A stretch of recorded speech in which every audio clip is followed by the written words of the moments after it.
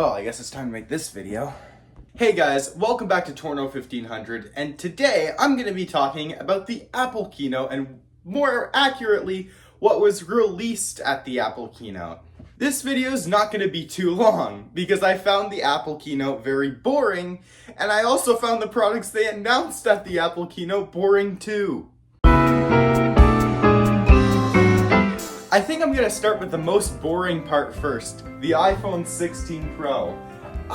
Aside from the capture button on the side of the phone, a new chip, and maybe a 48 megapixel ultra-wide camera, there's not really a difference between the 16 Pro and the 15 Pro.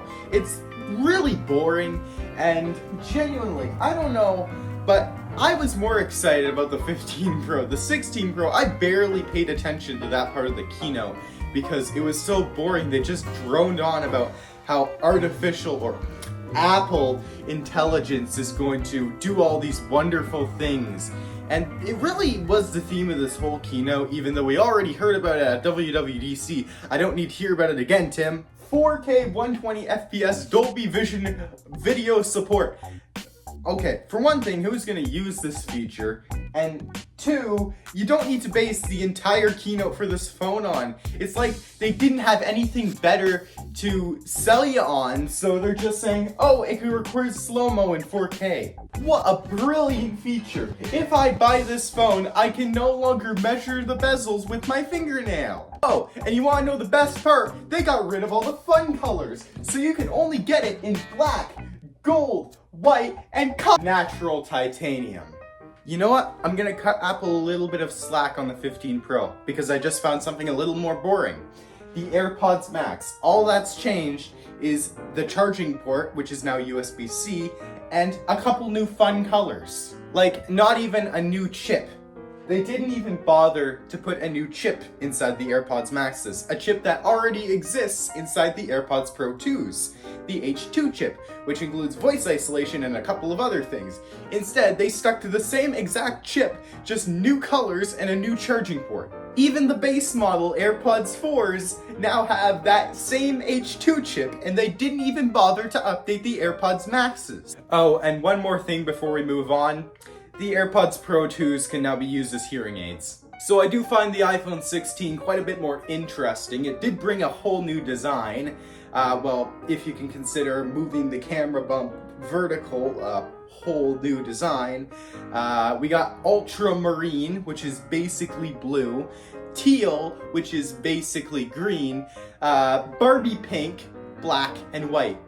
I'm not complaining about the colors, but I wish they would just reintroduce the product red. Ah yes, the camera control button with the on-screen interface. It's not like it's going to be emulated via Nugget on older iPhones this December.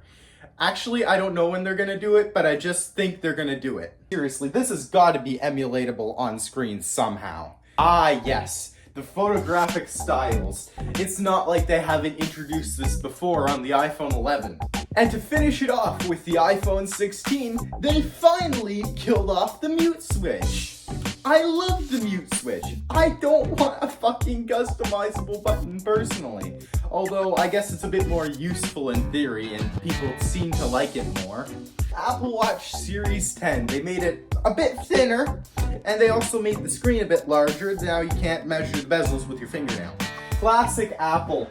Comparing a Apple Watch that isn't even sold by Apple or even supported for that matter on the latest version of watchOS to the latest Series 10 to show you how much they've improved over the past almost decade.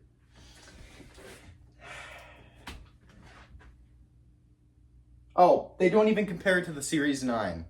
Okay, hear me out. I loved the jet black iPhone 7 7 Plus. Who didn't? I mean, it was a fingerprint magnet and it scratched very easily, but I liked it. It was a really nice color, and the fact that they're bringing it back in the form of the Series 10 Apple Watch is amazing.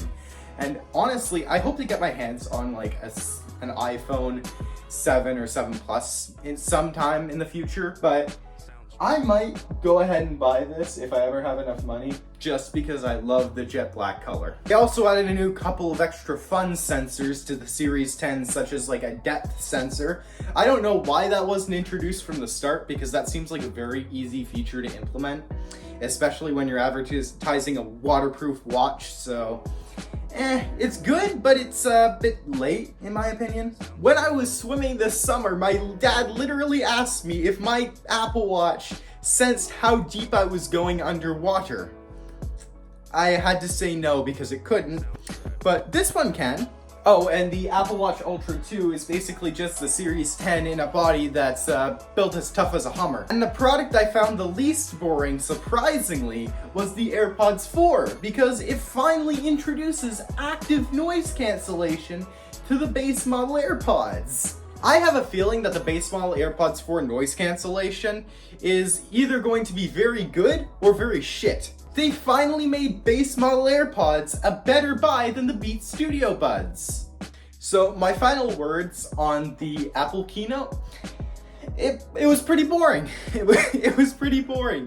It actually took me a couple of days to make this because I needed to figure out what I wanted to say or how I wanted to act in the video, because it was so boring and I wanted to try and make it less boring, I guess. I don't think I really did that, but if I did, please leave me a like, comment down below, and subscribe. If you didn't, you know what button to press, and I'll talk to you guys later. Bye!